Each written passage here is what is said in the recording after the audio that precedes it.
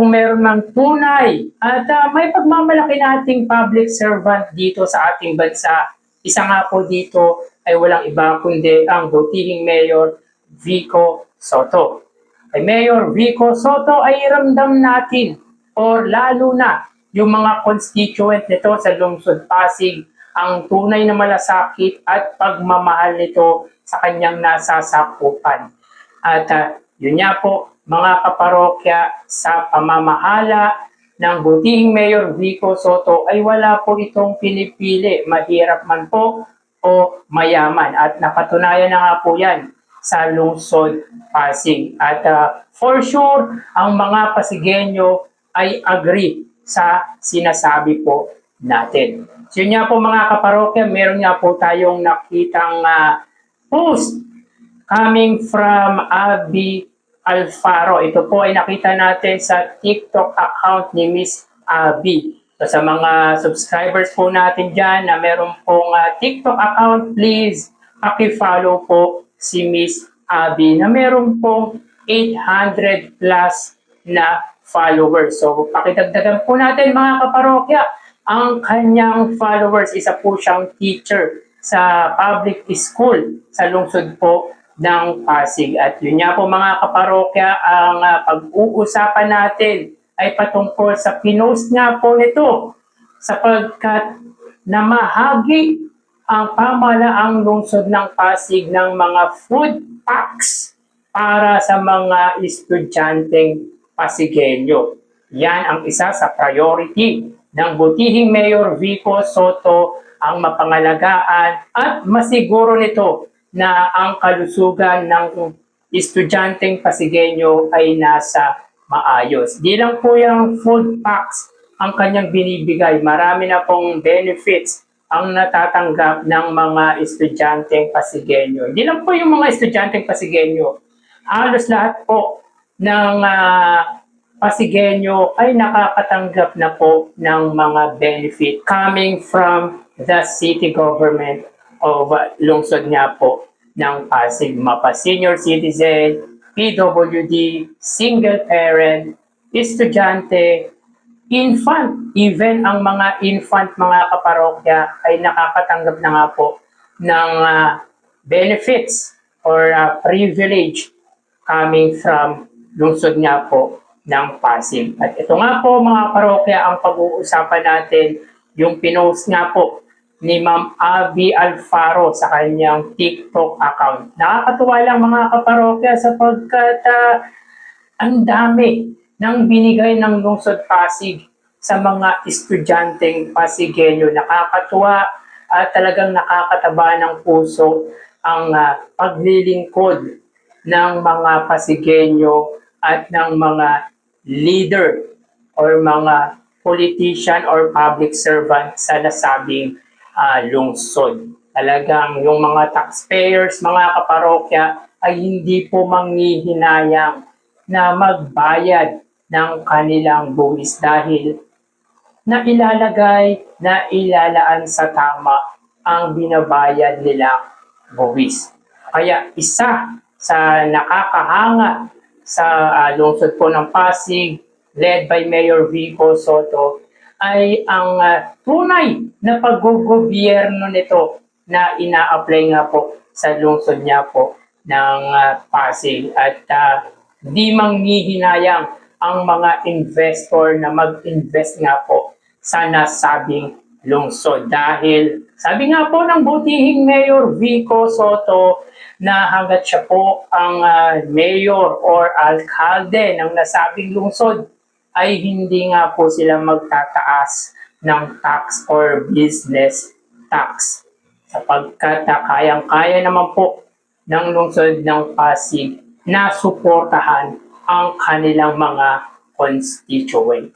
Talagang may assurance ang mga Pasigueño, even ang mga investor or business man sa lungsod niya po ng Pasig dahil honest or tapat nga po ang mga naglilingkod dito. Hindi po sila tinitake advantage dahil nga po sa pagiging transparent ng lungsod at makikita naman po na idinidetalye naman po ang mga ginagastos or yung mga transaction ng pamahalaang lungsod. Basta involved po mga kaparokya ang government para malaman ang mga transaksyon at mga ginagastos ng lungsod ng Pasig. So yun nga po mga kaparokya, bago natin ipagpatuloy ang ating kwentuhan at bago ko ipapanood sa inyo ang nakita po nating video coming from Miss Abby Alfaro, ay makikiusap muna ako sa inyo na pakisubscribe ang aking YouTube channel. Paki-like and share nyo na rin sa gayon ay mas lumami pa po makapanood ng mga ina-upload po nating video araw-araw. Maraming salamat po at sobrang na-appreciate ko po kayo mga kaparokya. By the way, ako nga po pala si Mervin, the man behind Kaparokya TV. Kamusta kayo mga kaparokya? Naway nasa mabuting kalagayan po kayo habang pinapanood niyo po ang video ko na ito. So yun nga po mga kaparokya, huwag niyo pong kalimutan na i-follow nga po natin si Miss Abby Alfaro sa kanyang TikTok account dahil nakita nga po natin ang kanyang post at ito nga po ang ating pag-uusapan ngayong araw. So yun nga po mga parokya, may ipapanood po tayong video sa inyo patungkol na po sa ating topic.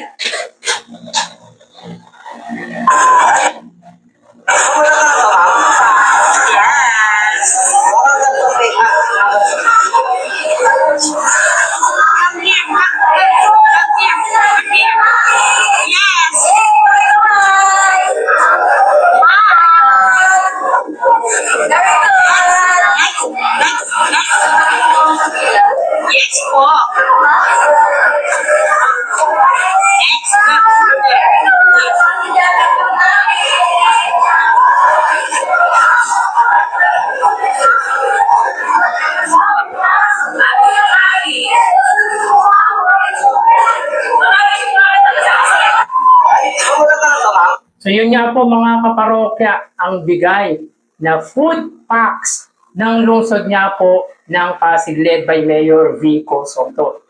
Nakakatuwa mga kaparokya na sa lungsod nga po ng Pasig ay nakakapamahagi sila ng ganito.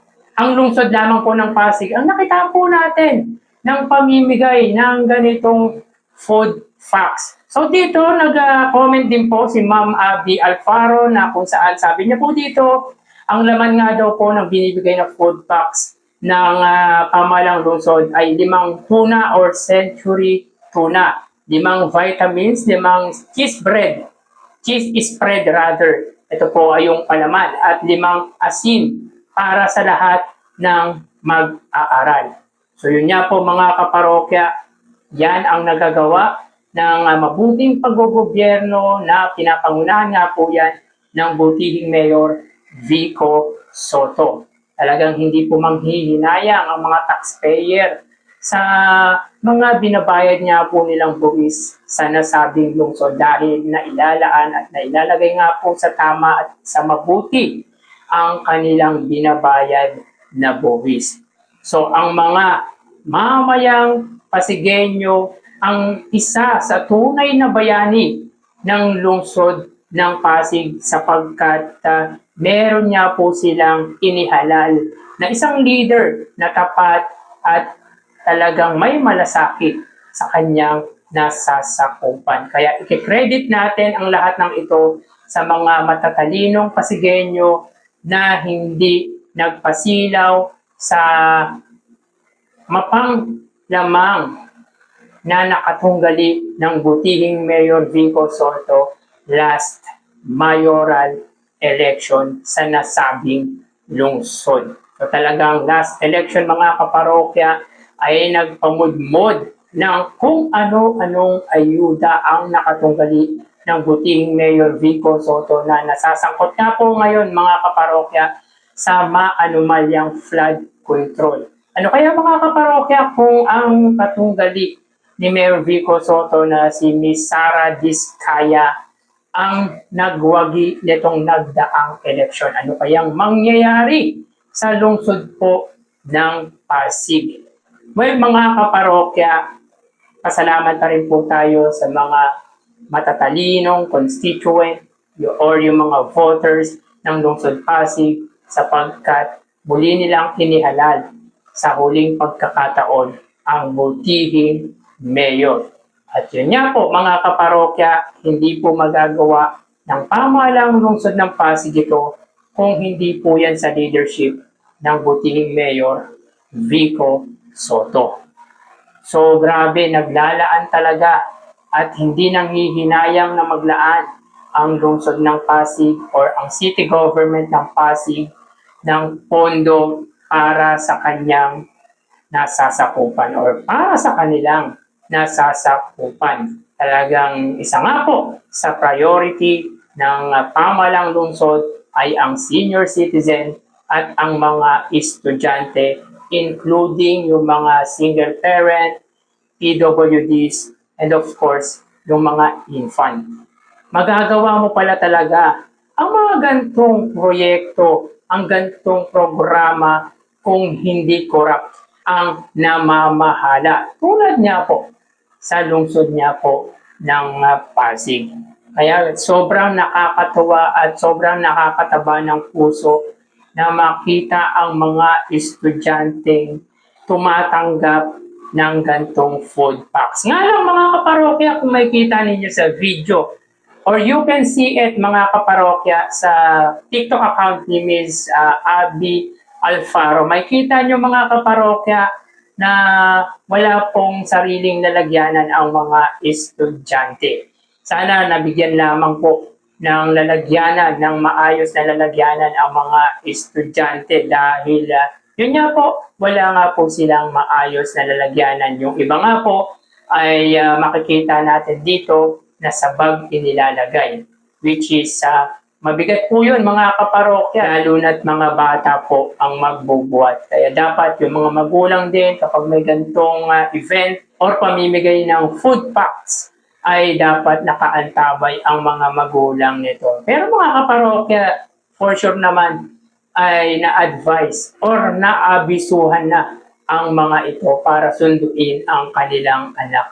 So again mga kaparokya, I'm proud being Filipino dahil kay Mayor Vico Soto. Itinataas nito ang moral, di lang po ng mga Pasigueño, pati na rin po ang mga Filipino.